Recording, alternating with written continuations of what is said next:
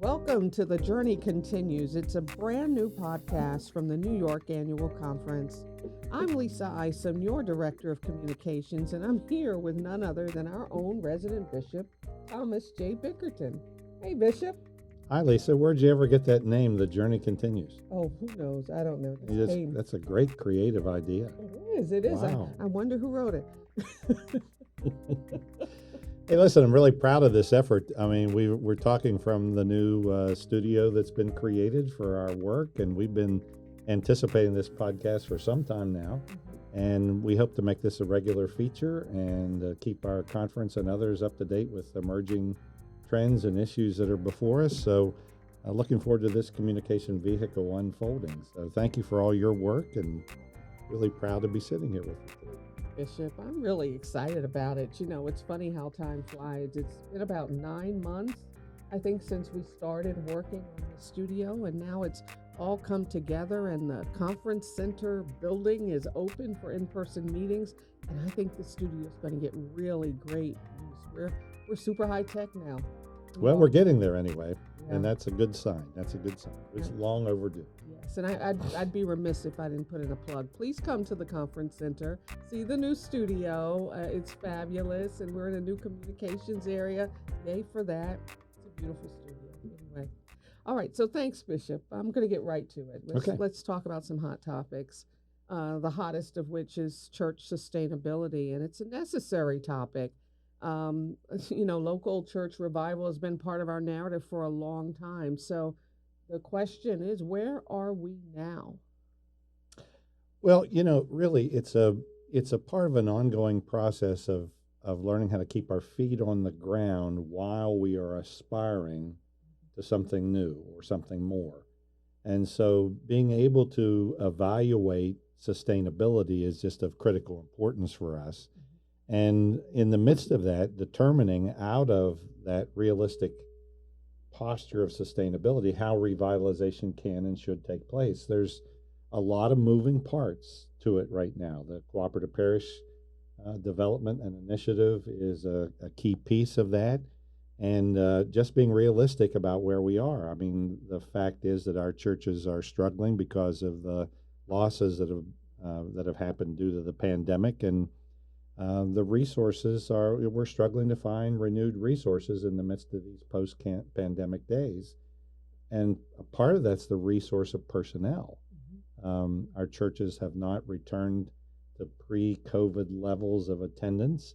And, I think really it's been a morale issue that folks are wondering what to do next. How might we be attractive again and relevant to the emerging needs of people? And so it's something that we're keeping our finger on the pulse of in all of our local churches across the conference. I think it's very easy for a local church to think this is only happening to us. Yes. But in fact, it's happening to all of us. And so we've got to approach it with a sense of cooperation and collaboration, which really does speak to one of the reasons why the cooperative parish system has been initiated. Well, I know at some point you talked about the impact of COVID on our giving, and how we're really just trying to get back up to speed. I know the numbers, you talk about them over and over and over again, and I'm sure you can't drive it home enough. But there's also a question about the cut in our budget. Is that an outcome of where we are in terms of sustainability? Well, most especially, I think, again, as I just said, that it's tempting for a local church to feel like they're the only one. It's tempting for our annual conference to feel like we're the only one. These are issues that are happening all across the country. They're probably a little bit more accentuated here in New York because we were the epicenter of the pandemic. And there is still some degree of hesitancy about coming back together.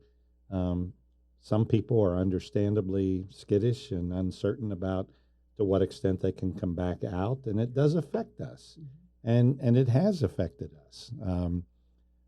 I find that New York is a very resilient place, and that resiliency is one of our great assets. And so as a result of that, some of our churches are starting to experience some good recovery. but many have not recovered their pre-COVID attendance or participation or giving levels. As an annual conference, our financial giving is 2% higher than last year, but that still represents a 6% drop in where we were pre-COVID. And that's really why the $1 million cut in the 2023 budget request was recommended. We're addressing issues of sustainability. We're concerned about the future, and yet we want to be realistic. And so we just felt like the proposal to cut $1 million out of the budget request was a move to be sensitive to the ongoing concerns that exist in our local churches.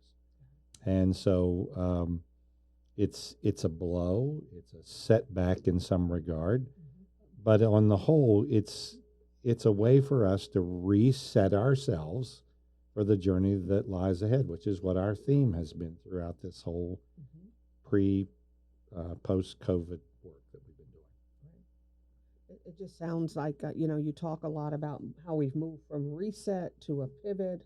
And it sounds to me as if there's a driving home of the point that pivot is necessary everywhere.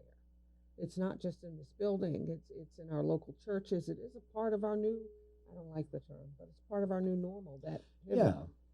Yeah, I think that's absolutely right.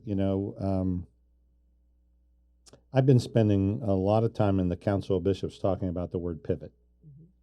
And the pivot conversation is one where we have to talk about current reality. Across the denomination, we're talking a lot about issues of disaffiliation and separation. And yet, if that's all we talk about, what kind of church are we? So if all we talk about is issues of sustainability and decline, it becomes a self-fulfilling prophecy. And so there's a need, I'm not on any kind of video, but I'm using my hand right now it's like a cog in a wheel. If you have a trajectory and you want to change the course, you have to pivot. And so we have to be very realistic, and yet we've got to pivot to a conversation about the future. And we've got to be aggressive about that, or we'll just continue to live into these realistic projections of decline. And, as a called servant of Christ, I'm never satisfied with that kind of trajectory. I mean, I think our theology is one that speaks to hopefulness and faithfulness in the midst of conditions that are never optimal. But our calling as Christians is to utilize that faith to pivot to a posture of hopefulness. And so, we're having to make adjustments. We're making adjustments in our staff, in our budget, in our approach. But we're also repopulating our conference committees.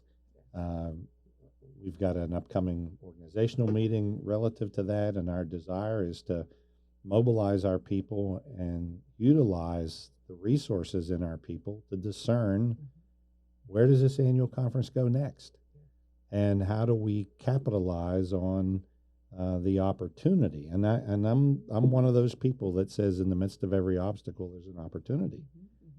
We have to discern what the opportunities are, and then begin to live out of those realities into what we think is God's preferred future. So one of those opportunities comes through the form of cooperative parishes, right? Cooperative parish ministry is us seizing upon, people say it's a new model, but it's not a new model. Is that correct? No, it's not new at all. In fact, the 200 paragraphs of the Book of Discipline have been in the Book of Discipline for years. And those paragraphs are all centered around the expectation that our congregations are all going to be a part of a cooperative parish. It's not a may in the Book of Discipline, it's a shall. And it's expected of every annual conference to create systems and structures of collaborative ministry together. So prior to 2020, The New York Annual Conference, people talk about, are you following the Book of Discipline? Well, prior to 2020, the New York Annual Conference had not structured itself around the disciplinary mandate. And so in 2020, we created the cooperative parish model as a means to provide encouragement and support and potential collaboration among congregations. That grew into a necessity in 2022 with a severe drop in pastoral coverage that really necessitated a new way of thinking in order for us to fulfill our mission as a United Methodist Church and to equip the local churches that are under our care. Right. So it's been really a blessing so far. I think it's not embraced in every setting, but in many settings we're hearing really positive stories about how it's unfolding. When Connecticut, correct? Yeah, when we started back in 2020, one of the areas that capitalized on it was, and I'll give a shout out to Rick Hance every day of the week. Oh, my buddy. Rick Hance really took the ball in the Meriden parish and created this new room concept. And it's a great example of how a cooperative parish concept was converted into an effective and deepened sense of mutual ministry that existed between lay and clergy. Now that we've created the initiative across the board, that new room cooperative parish is continuing as a banner example of how you can do it and do it right. Just yesterday, I spoke down at Glendale, New York, at Glendale Maspeth Church, and to my surprise, the cooperative parish under Phil Hart's leadership, they'd canceled their services and all came together to hear me preach. And they were reflecting this real deep sense of joy in finding a new sense of purpose together out of a cooperative model.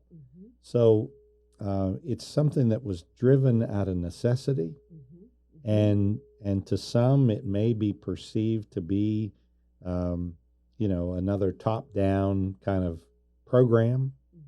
But what we're experiencing is when people give it a chance, they're discovering out of this new reality of declining sustainability, there is a new vision for how to be church. And that's church with one another, not being centered totally around the building, but being totally centered around the mission of fulfilling the mandate of Christ to be the body of Christ. So I have to ask this question. What do you say to people who believe that this model just means more work for the folks who remain? Well, it's one of the realities, to be as honest and transparent as possible. We knew that this necessary model of cooperation would result in more widespread responsibilities for our pastors. We know that. And because of that, the need for each cooperative parish to discern how they will function, what expectations are needed or reasonable, how to channel laity and clergy who want to assume greater levels of engagement, all that's critical. And so if any cooperative parish thinks, well, it's just, it's a combination of everything that we're doing currently, and we're doing it with less pastoral leaders, then it really won't function. And so it is about how do we create dynamic schedules of worship and study together? How do we share the load together? How do we elevate the role of laity? How do we nurture the call for certified lay ministers? The sky's the limit in terms of what it can be. But if it's just an expectation that everything that we're doing is going to be absorbed into a pastor who's going to have many more responsibilities, that won't work. It's got to be a renewed discernment of vision and mission, with an expanded role, especially of the laity. I was just going to ask about that because we wrote about cooperative parishes and the vision, and in the course of those interviews, I just kept hearing over and over and over again how important it is to have laity engaged and involved. They really are the linchpin. Well, they're the linchpin in everything. Hmm. I think you know that I'm rather fond of telling the story about the last local church that I served and how we were blessed to have such growth. And people would ask me personally, how did you grow that congregation? Hmm. And my response always was, I didn't grow this congregation, my people did. Mm. I played my role. I was the motivator, I was the organizer, I was the stimulator of ideas. But from that worship experience or those study experiences, my people went out and invited people to be a part of the church. They went out Hmm. and made disciples. Hmm. And so the calling and the embracing of that calling within laity is absolutely essential Yes. for us here in New York to turn around our decline and begin to grow in a posture of disciple making again. It's not neither should it be or can it be an effective model if the expectation is that this is the work of the pastor. Yes. The pastor plays a critical role, Hmm. but the laity are the ones who implement it. Right. And so, um, we know that this is a huge shift. Hmm. It shouldn't be. It should have been our method all along. Yes. But we've grown rather complacent. COVID added to that complacency. Hmm. There was really no choice. We were all driven inward. But now on the backside of that, it creates the opportunity for us to look at new models, Yeah. not of sustaining a local church, Hmm.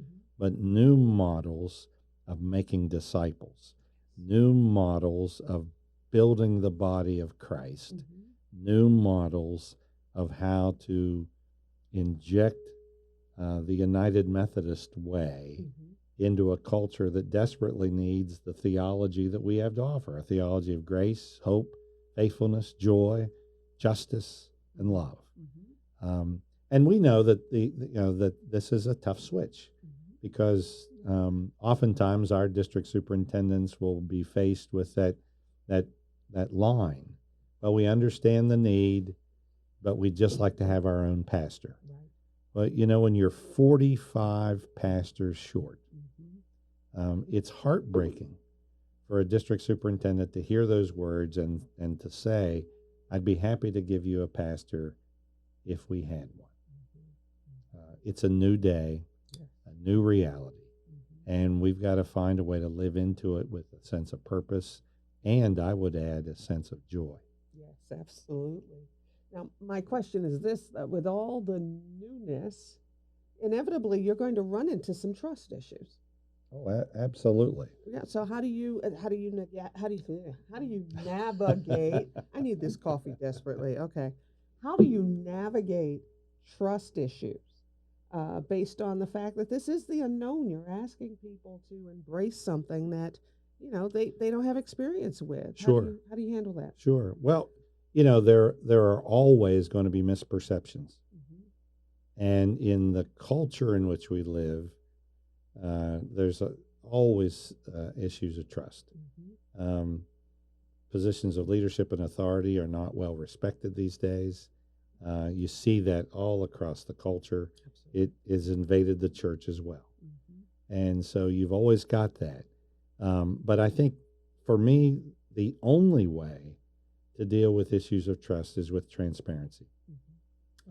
To try to be as open and honest with everyone about the need and the reality and the opportunity.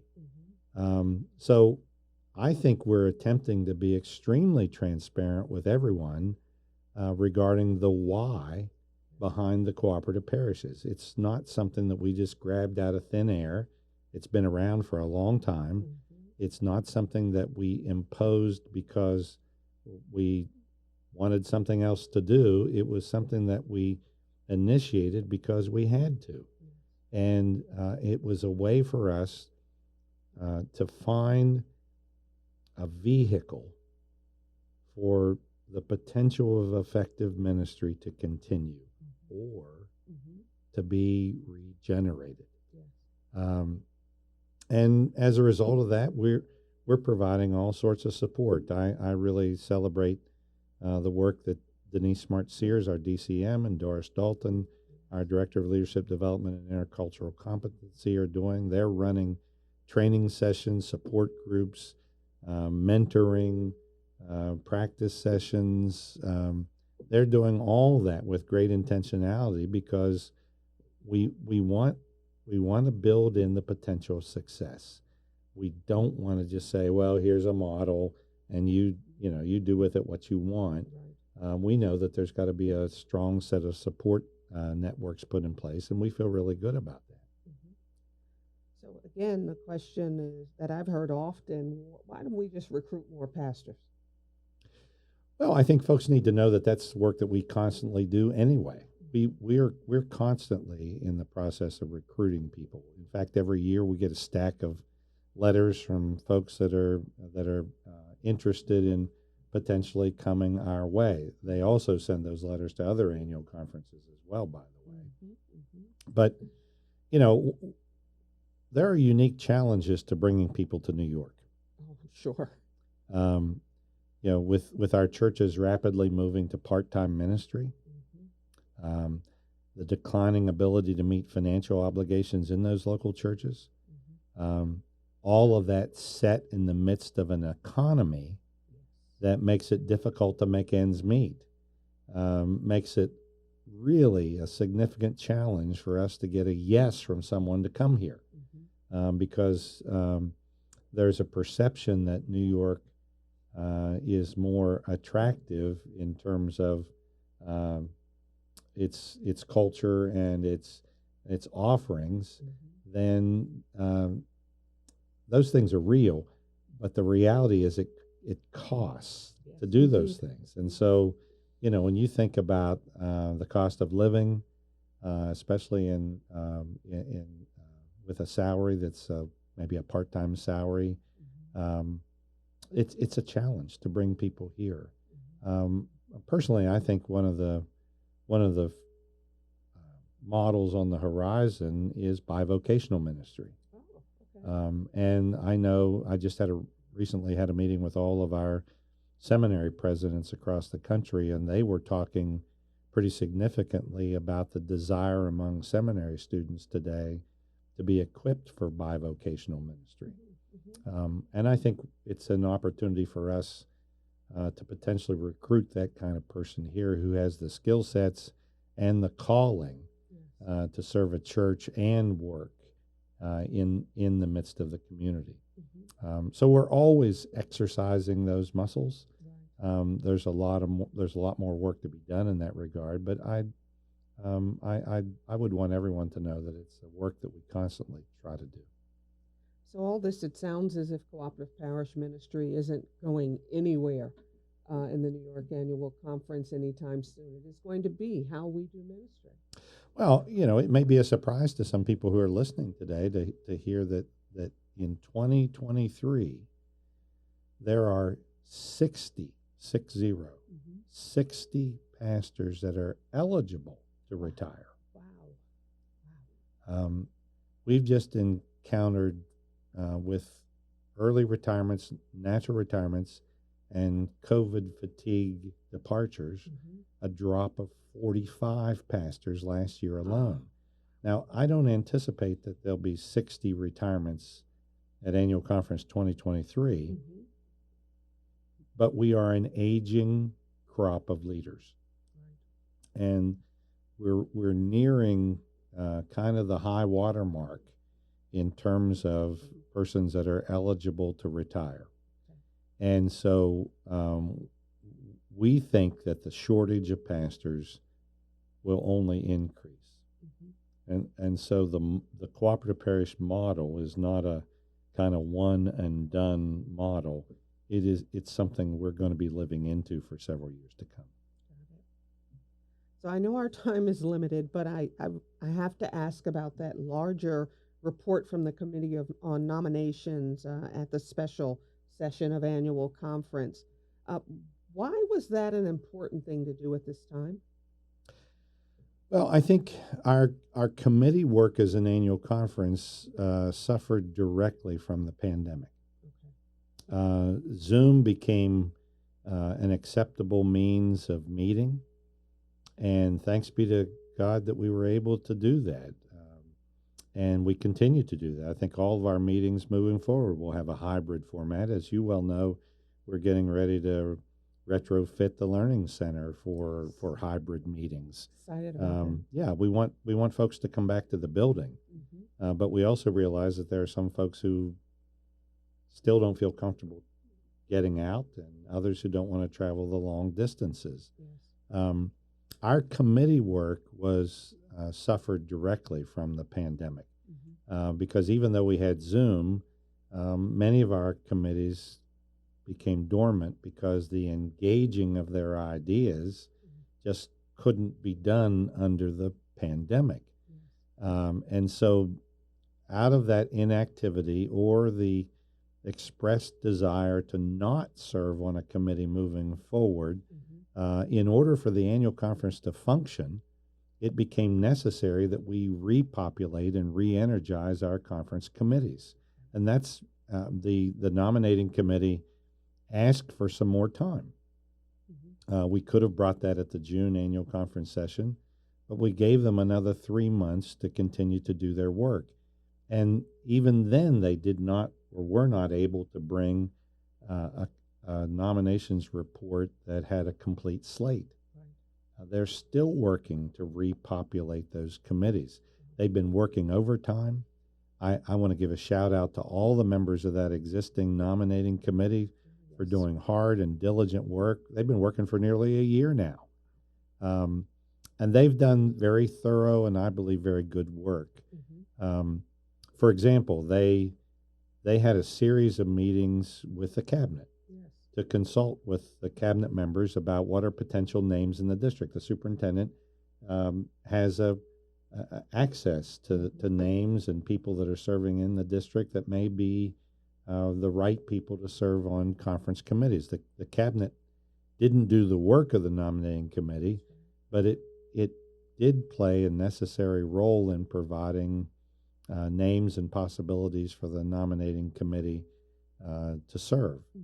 And so it's been a collaborative effort to try to repopulate. It's an effort that will continue to happen as we try to get people to commit themselves to the work of the annual conference. And I would argue that work is and should be solely designed for how to empower and strengthen the local church.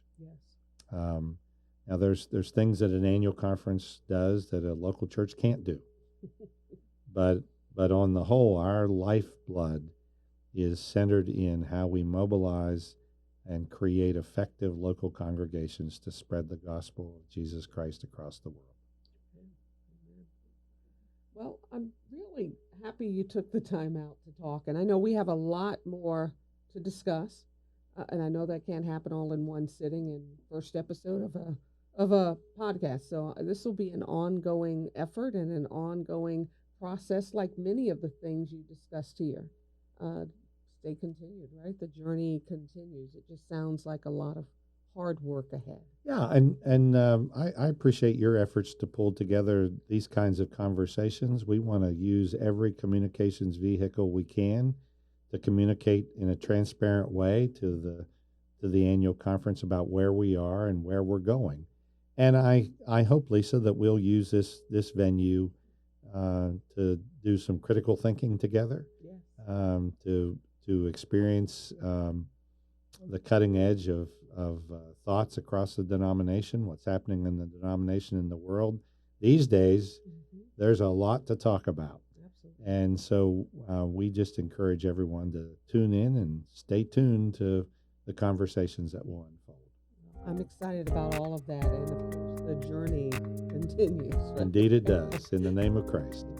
Thank you so much, Bishop. I appreciate it. I know your schedule is busy, and just taking the time out to have this short conversation with me, I'm grateful. And I look forward to us sitting down again soon, hopefully next week. Yeah. Okay. You got it. You Sounds got it. good. Sounds good. Blessings. Thanks. Thank you. That's it. I appreciate the opportunity to connect with you all as part of the New York Annual Conference on our brand new podcast, The Journey Continues. Like, share, whatever platform you're going to listen to this on. We just want to make sure that we spread the word. There is a lot to talk about, as Bishop said, and we'll see you next week with the episode of The Journey Continues. Blessings.